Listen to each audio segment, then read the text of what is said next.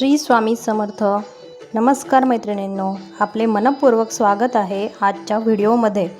आज आपण जुलै 2026 मधील संकष्टी चतुर्थीचे महत्त्व, मुलांच्या सुख, उत्तम आरोग्य, बुद्धी आणि उज्ज्वल भविष्यासाठी करावयाचा विशेष उपाय, संपूर्ण पूजाविधी, उपवासाचे नियम आणि चंद्रोदयानंतरची पूजा याविषयी सविस्तर माहिती जाणून घेणार आहोत. म्हणून हा व्हिडिओ शेवटपर्यंत नक्की पहा. तर संकष्टी चतुर्थीचे महत्त्व काय आहे ते आपण सर्वप्रथम बघणार आहोत. हिंदू धर्मामध्ये प्रत्येक महिन्याची संकष्टी चतुर्थी भगवान श्री गणेशांना समर्पित मानली जाते. संकष्टी म्हणजे संकट दूर करणारी अशी श्रद्धा आहे की या दिवशी श्रद्धेने उपवास करून श्री गणेशाची पूजा केल्यास जीवनातील अडचणी कमी होतात आणि घरात सुख, समृद्धी व सकारात्मकता वाढते.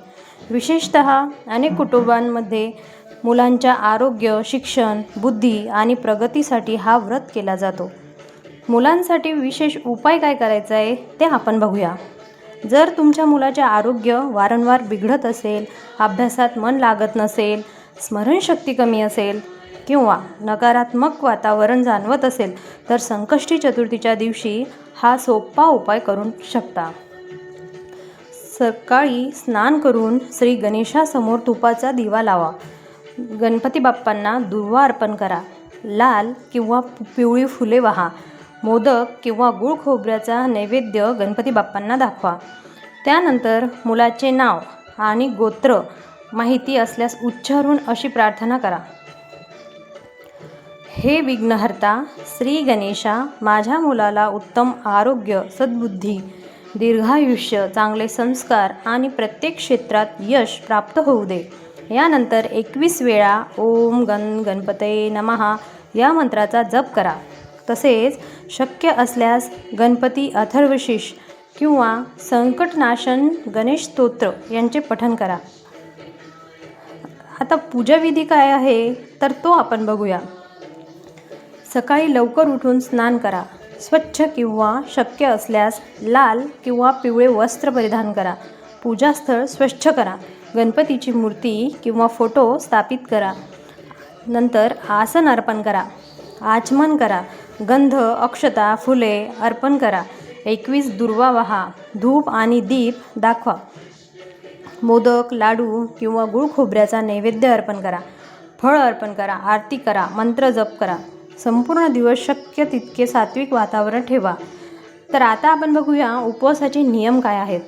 तर अनेक जण निर्जला उपवास करतात आणि काही जण फळाहार करतात, तर काही जण दूध, फळे किंवा उपवासाचे पदार्थ घेतात. आपल्या आरोग्यानुसार आणि क्षमतेनुसार गणपती बाप्पांचा चतुर्थीचा उपवास करावा. गर्भवती महिला, वृद्ध व्यक्ती किंवा आजारी व्यक्तींनी डॉक्टरांचा सल्ला घेऊन किंवा आपल्या प्रकृतीनुसार उपवास करावा. चंद्रदर्शन आणि व्रत सोडण्याची पद्धत आपण बघूया. संकष्टी चतुर्थीचे व्रत साधारणपणे चंद्रोदयानंतरच सोडले जाते. चंद्राला अर्घ्य द्यावे सर्वप्रथम. त्यानंतर श्री गणेशाची पुन्हा आरती करावी. नैवेद्य अर्पण करून प्रार्थना करावी आणि त्यानंतर उपवास सोडावा. शक्य असल्यास चंद्रदर्शन करूनच उपवास सोडावा आणि जर शक्य नसेल तर लवकर सोडला तरीही चालेल. लक्षात ठेवण्यासारख्या गोष्टी काय आहेत तर पूजा करताना मन शांत ठेवायचा. कोणाचाही अपमान करू नका. शक्य असल्यास गरजू व्यक्तींना अन्नदान किंवा फळदान करा. लहान मुलांना श्री गणेशाची कथा सांगितल्यास धार्मिक संस्कार वाढण्यास मदत होते. तर मैत्रिणींनो, संकष्टी चतुर्थीचा खरा अर्थ केवळ उपवास नसून श्रद्धा, संयम, प्रार्थना आणि सकारात्मक जीवन जगण्याचा संकल्प आहे. श्रद्धेने केलेली प्रार्थना मनाला बळ देते आणि कुटुंबात आनंदाचे वातावरण निर्माण करण्यास मदत करते.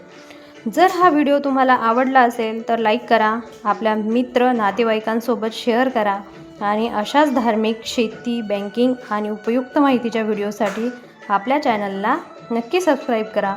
गणपती बाप्पा मोरया. मंगलमूर्ती मोरया.